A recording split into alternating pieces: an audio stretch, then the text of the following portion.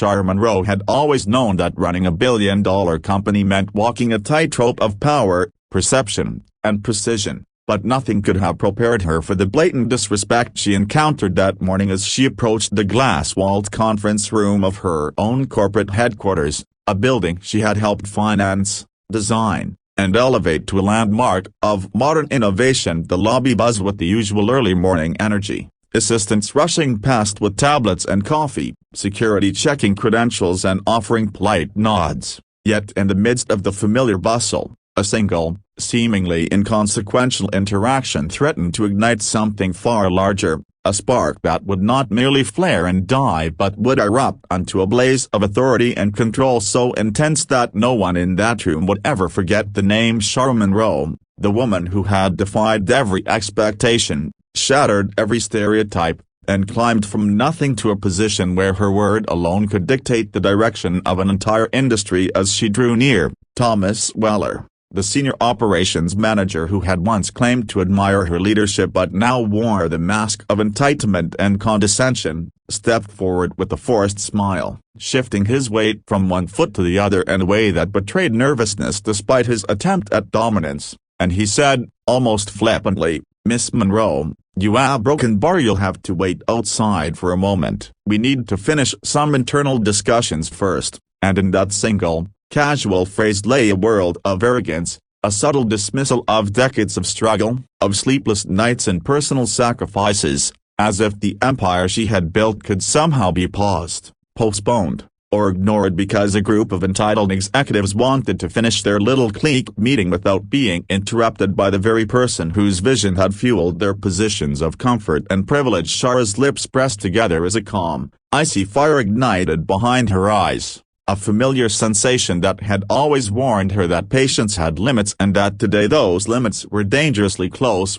yet outwardly, she remained composed, nodding politely, stepping back into the corridor with her heels clicking against the polished marble floor, the sound echoing with the rhythm of power she was about to unleash, and she leaned against the wall for a brief moment, taking in the details of the room through the glass of the smug expressions, the exchanged glances that attempted to assert dominance, the subtle micro-expressions of discomfort that betrayed their awareness of her potential retaliation, and as she stood there, breathing evenly but feeling her heartbeat pound like a drum in her chest, she envisioned every scenario, every possible consequence of reasserting control, and every outcome seemed to orbit around a single, undeniable truth: she would not be ignored, and she would not be undermined, not by anyone. Not in her company, not on her watch. 5 minutes passed, though it could have been 5 hours or 5 seconds, time itself bending under the weight of anticipation, and when she finally opened the door to return, the room froze as if the air had been sucked out, the executives caught mid-sentence, mid-smile, mid-assumed superiority, and Shara walked in with the quiet confidence of a predator whose prey had yet to realize it was already trapped. The familiar scent of fresh coffee mingling with the faint perfume of expensive suits and polished egos, a sensory reminder of the world she dominated yet the world that had dared to challenge her authority. That morning she scanned the faces one by one, noting their attempts to appear casual, their futile efforts to mask the realization that the situation had shifted irreversibly, and she allowed herself a small, deliberate smile, one that carried no warmth, only the cold precision of someone who had calculated every move and knew the next step would be devastatingly effective. "Since you all thought I should wait outside," she said, her voice low but carrying the resonance of command that made even the boldest men in the room flinch, "I think it's only fair you all." The broken bar outside permanently,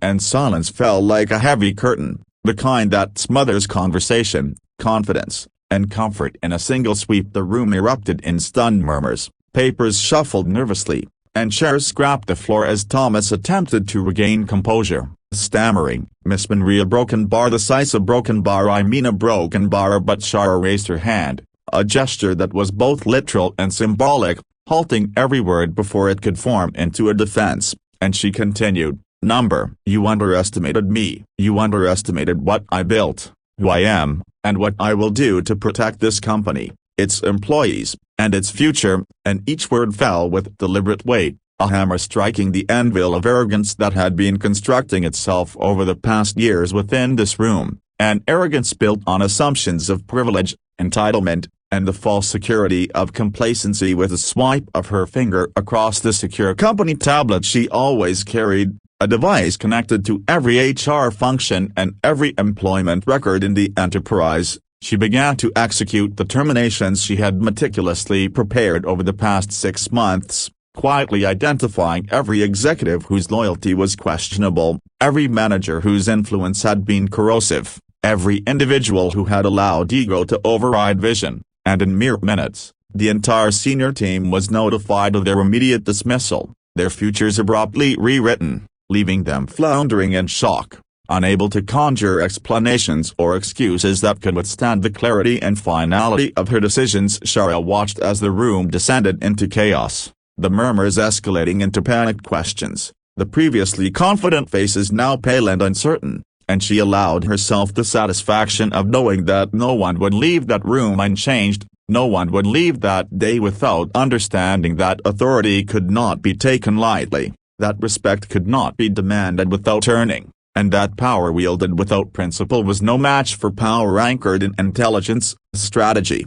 and unwavering self-belief. Yet her actions were not merely punitive, they were visionary, a necessary purge to realign the company with the mission and values she had always championed, and within the hour, she began installing the new leadership she had quietly mentored in the shadows, a team of diverse, innovative, driven individuals who shared her vision, who understood the stakes, and who would operate not out of ego but out of accountability, creativity, and integrity. And as she introduced each new leader to the remaining employees, the atmosphere transformed from tension to excitement, from fear to anticipation, from stagnation to movement, the company itself seeming to inhale a collective breath of renewal, a resurgence of energy that could only come from a decisive and unapologetic act of leadership. News of the purge spread quickly through the corporate world, carried by whispers in elevators, texts on smartphones, and eventually picked up by industry journalists, who speculated wildly on the reasons behind such a sweeping dismissal, and yet Shara remained unbothered by gossip, secure in the knowledge that those who truly understood leadership recognized the precision, courage, and strategic brilliance of her decisions, and in the weeks that followed, the company thrived like never before, its stock price climbing, innovation accelerating, and employee morale reaching unprecedented levels, a testament to the truth that effective leadership often requires bold, even shocking actions, and that sometimes, the path to greatness demands the removal of those who have allowed complacency or arrogance to take root through it all. Shara walked the halls of her headquarters with the quiet confidence of someone who had faced countless challenges, who had endured discrimination, doubt, and countless barriers, and yet emerged not only unbroken but strengthened. And as she looked out the expansive glass windows at the city below, watching the sun glint off the skyscrapers and streets bustling with opportunity, she knew that this momentum, the firing of the senior team, the installation of a new leadership cadre, the reaffirmation of her authority was not an act of vengeance but a vision, a decisive step in ensuring that her company remained true to its values, capable of extraordinary innovation, and resilient in the face of any challenge. And in that realization, she smiled once more, a smile that spoke of triumph, of justice, and of the undeniable power of a woman who refused to be underestimated, a smile that would be remembered not just by those she fired that day, but by anyone who ever doubted that Shara Monroe was a force to be reckoned with, an unstoppable presence whose intelligence, courage, and relentless drive would continue to shape industries, redefine expectations, and inspire countless others to rise above their own limitations, to command respect, and to claim their rightful place at the top of whatever empire they chose to build, proving once and for all that power, when wielded with wisdom, strategy, and self-belief, could transform not just companies but lives, industries, and the very landscape of possibility itself. And as she returned to her office, shutting the door behind her, the echoes of disbelief and awe still reverberating through the now empty conference room, Shara Monroe felt the familiar rush of satisfaction and anticipation for the future, knowing that today she had not only corrected an injustice, but had set in motion a chain of events that would elevate her company and everyone within it to heights previously unimagined, a legacy built not on fear or submission, but on excellence, decisiveness, and the unwavering conviction that no only not a board of entitled executives, not the system designed to diminish her, not even the world itself could ever dictate the limits of her ambition, her authority, or her destiny.